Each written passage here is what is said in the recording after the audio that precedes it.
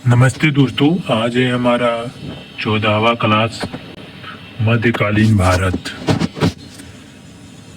मध्यकालीन भारतीय इतिहास की शुरुआत 750 ईस्वी से होती है तथा इसका अंत 1750 ईस्वी में हो जाता है। अध्ययन की सुविधा के दृष्टिकोण से हम मध्यकालीन भारत इतिहास को 3 चरणों में विभक्त कर सकते हैं। पहला चरण पूर्व मध्यकाल, जो 800 ईस्वी से 1200 ईस्वी के बीच है। इस चरण में हम मोटे तौर पर राजपूतों का इतिहास का अध्ययन करेंगे, साथ ही उत्तर भारत के 3 राज्यों गुर्जर, प्रतिहार, राष्ट्रकूट और पाल के बीच कनौज के लिए हुए त्रिपक्षीय संघर्ष की चर्चा करेंगे। इस काल में हम दक्षिण भारत के प्रसिद्ध चोल साम्राज्य के बारे में जानेंगे। दूसरा चरण, इस चरण में हम दिल्ली सल्तनत की स्थापना एवं उसके राजवंश एवं शासकों के बारे में जानेंगे। दिल्ली सल्तनत का काल हम मोटे तौर पर 1206 ईस्वी से 1526 ईस्वी के बीच मान सकते हैं।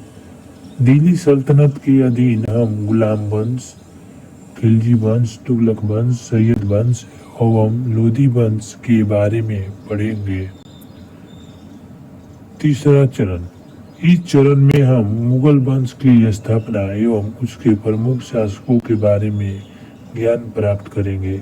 तीसरे एवं अंतिम चरण को हम 1526 से 1707 ईस्वी तक निर्धारित कर सकते हैं। मुगल वंश का अंत होने के साथ ही मध्यकालीन भारत का अंत हो जाता है। प्रथम चरण की शुरुआत 800 से 1200 ईस्वी के बीच का उत्तर भारत। इस काल में उत्तर भारत में 3 प्रमुख राज्यों का उदय हुआ। ये राज्य थे गुर्जर, प्रतिहार, राष्ट्रकूट और पाल। इन तीनों राज्यों के बीच कनौज को लेकर संघर्ष इतिहास में प्रसिद्ध है। गुर्जर प्रतिहार वंश अग्निकुल के राजपूतों में सर्वाधिक प्रसिद्ध थे। गुर्जर प्रतिहार दक्षिण पश्चिमी राजस्थान और गुजरात पर शासन करते थे।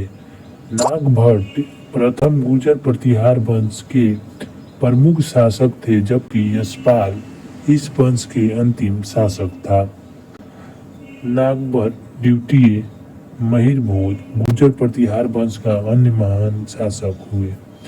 राष्ट्रकूट वंश की स्थापना दंती दुर्ग ने लगभग 752 ईस्वी में की। राष्ट्रकूट वंश ने पश्चिमी दक्कन पर शासन किया। राष्ट्रकूट वंश की राजधानी मानखंड या मान्यखेत थी। राष्ट्रकूट वंश के प्रथम शासक दंती दुर्ग थे, जबकि खोटिक इस वंश का अंतिम शासक था। अमोघ वर्ष कृष्ण द्वितीय, गोविंद द्वितीय आदि इस वंश के अन्य प्रसिद्ध शासक थे।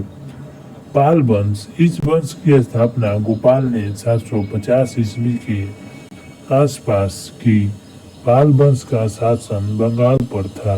संभवतः पालों की राजधानी मुंगेर थी। पाल वंश के अंतिम शासक गोविंद पाल थे। धर्मपाल, महिपाल प्रथम आदि पाल वंश के अनेक प्रसिद्ध शासक हुए। कनौज को लेकर त्रिपक्षीय संघर्ष।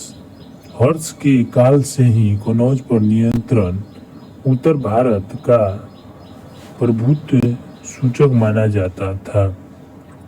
750 ईस्वी से 1000 ईस्वी तक गुर्जर प्रतिहार, राष्ट्रकूट और पालों के बीच कनौज पर अधिकार को लेकर जो संघर्ष चला, उसे इतिहासकारों ने त्रिपक्षीय संघर्ष का नाम दिया है। इस त्रिपक्षीय संघर्ष में बारी बारी से तीनों राज्यों ने कनौज पर अधिकार किया, किंतु अंतिम सफलता गुर्जर प्रतिहारों को मिली। राष्ट्रकूट राजा कृष्ण प्रथम ने एलोरा का प्रसिद्ध कैलाश मंदिर बनवाया था। पाल नरेश धर्मपाल ने प्रसिद्ध विक्रमशिला विश्वविद्यालय की स्थापना करवाई थी।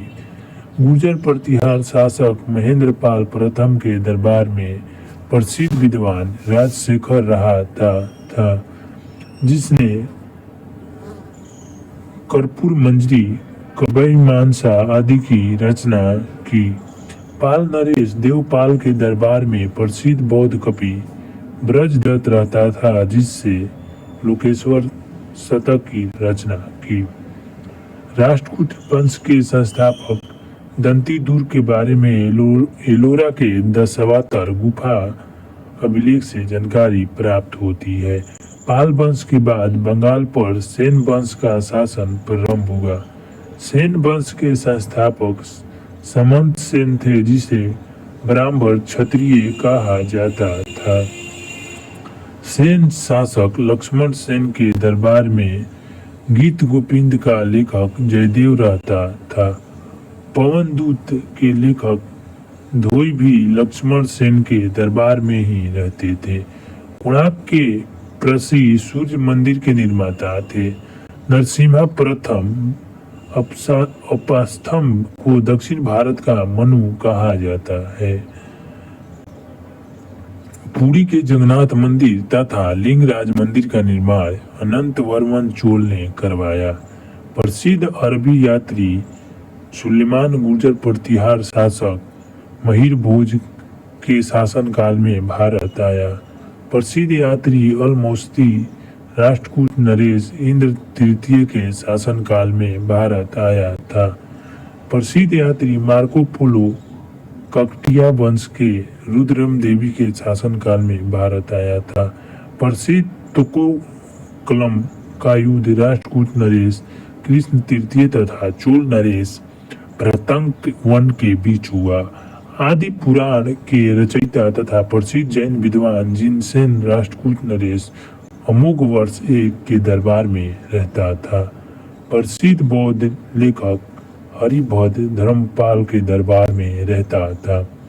अग्निकुल के राजपूत होने के दावा परिहार परमार सोलंकी चौहान करते थे।